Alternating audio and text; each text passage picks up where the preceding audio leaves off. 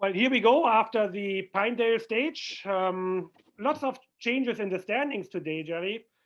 We had a couple of big winners. Bruce Magnussen, he was up 10 places higher today than he was yesterday, and he moved to third. He moved up 3 places overall. Elliot Revest had a really good run. He moved up 6 places or 4 places overall. Gwen Bogart, before the race, I saw a video of her training, and you could tell her team has some speed. And sure enough, she was 7 places up today, and that catapulted her 4 places up.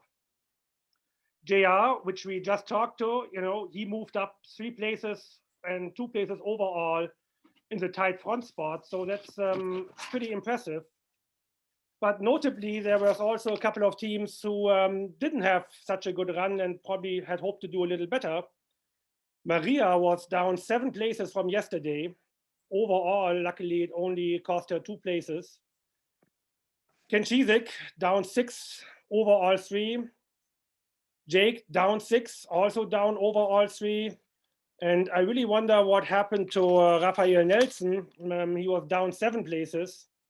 So I don't know what you saw on the trail, which I didn't see. So maybe you can give us a little more insight. I don't remember who packed dogs today either, but I don't like to talk about that. So maybe we should. I don't know. So what did you see today on the trail? We're live, aren't we? Sorry, we were still busy.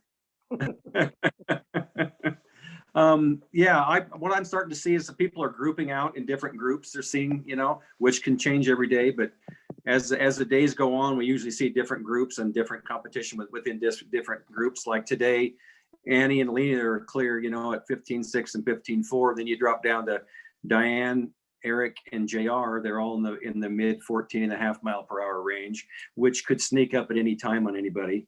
Alex is kind of in her own little set at 14 even. And then you have Maria and Thad about even, but Maria went down today for some reason.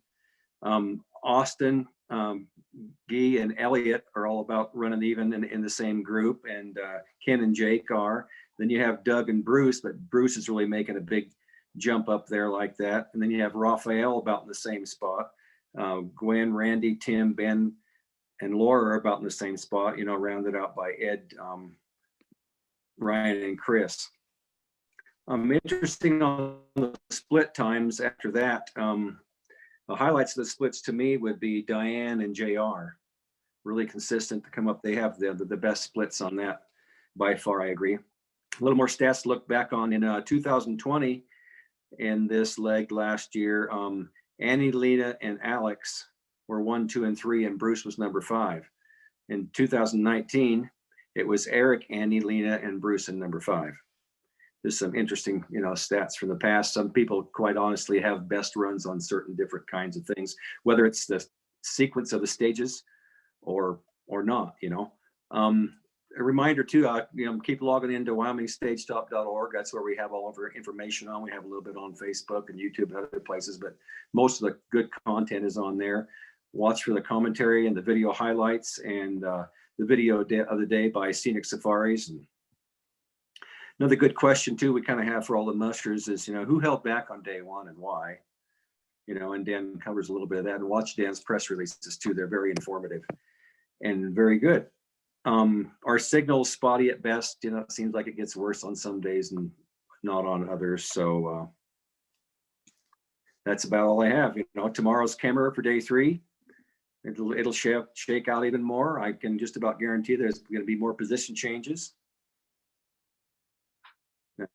Here we go. It's not as cold as it could be, so not really warm either. So should be a pretty good day. Well, I think then that's it for the day, and we all get back again together tomorrow. I don't think you're going to have much for self-service in the morning, don't you?